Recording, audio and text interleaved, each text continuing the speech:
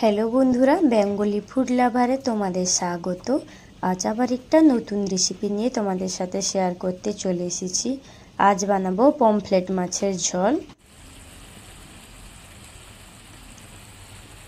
এখানে আমি পমফ্রেট মাছটাকে নিয়ে নিয়েছি, তাতে ভালো করে লবণ হলুদ মাখিয়ে নিব।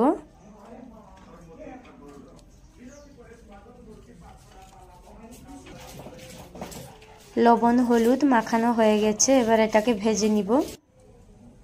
কড়াইতে পরিমাণ মতন দিয়ে দিচ্ছি সর্ষের তেল। এবার একে একে সব মাছ দিয়ে ভালো করে ভেজে নিব।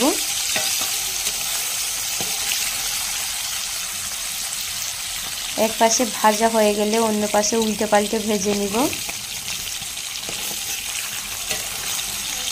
খুব সাবধানে উল্টাতে হবে যাতে ভেঙে না যায়।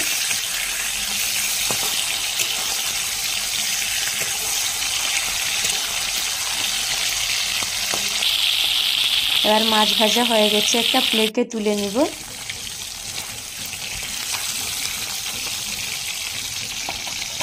সব মাছ একে একে এইভাবে ভেজে নিব।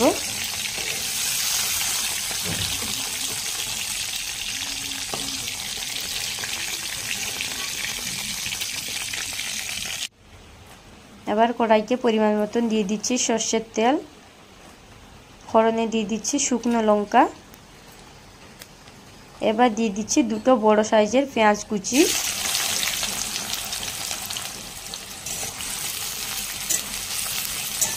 পেঁয়াজটাকে ভালো করে ভেজে নিব।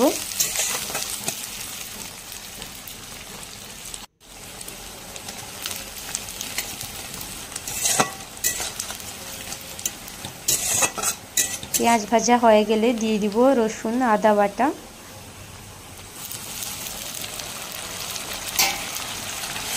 এবার এটাকেও 2-1 মিনিট ধরে ভেজে নিতে হবে।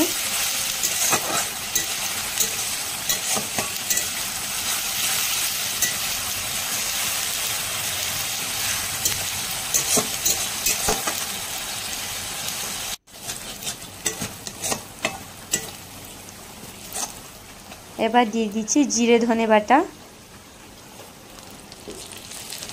Tomato paste.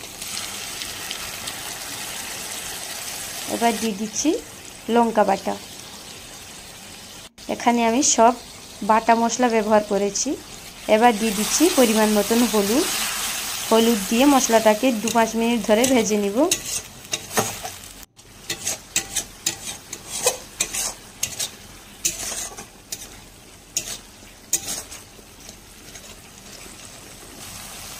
এবার মশলা থেকে তেল বেরোতে শুরু করেছে, মশলাটা রেডি। এবার এতে পরিমাণ মতন জল দিয়ে দিব।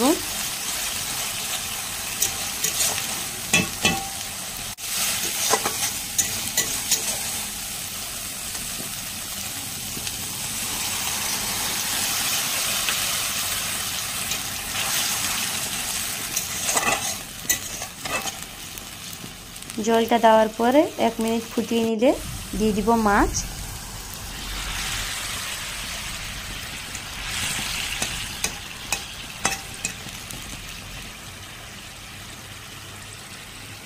এবার দিয়ে দিব পরিমাণ মতন লবণ।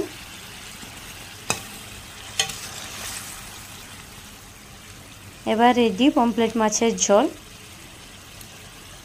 এবার এটাকে একটা পাত্রে নামিয়ে নিব।